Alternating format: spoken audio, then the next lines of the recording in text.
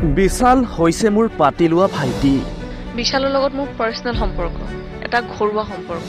কি মোৰ পাতি লোৱা ভাইটি, এটা সৰু ল'ৰা। মোৰ আৰু বিশালৰ মাজত নাছিল কোনো পৰকীয়া প্ৰেম।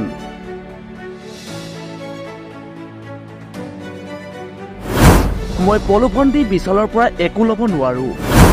বিশাল ইমান সৰু ল'ৰাও নহয়।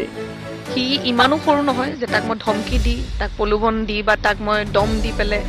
বিশাল সন্দৰ্ভত ডাঙৰ মন্তব্য কৰিলে চুমি বৰাই। বিশালৰ লগত মোৰ ঘৰুৱা সম্পৰ্ক। সি মোৰ ভাইটি আৰু মই তাৰ পাতি লোৱা বা। তাৰ্কিক বিশালৰ দাদা ভিনেকৰ সম্পৰ্ক। আমাৰ সম্পৰ্কটো ৩-৪ বছৰ পুৰণি। বিশালক প্ৰথমে আমি গায়ক হিচাপে লগ পাইছিলোঁ। সি ভাল গান গায়। মই তাৰ গানত কাম কৰিছোঁ। সি ট্ৰেডিং কৰে বুলি মই জানো, কিন্তু তাৰ ব্যৱসায়ৰ বিষয়ে মই একো নাজানো। বিশালৰ ব্যৱসায়ৰ লগত মই জড়িত নহয়। মই মোৰ কৰ্মৰ ব্যস্ততাৰ মাজত এইবোৰত জড়িত নহয়। মই থাকোঁ গুৱাহাটীত আৰু বিশাল থাকে ডিব্ৰুগড়ত।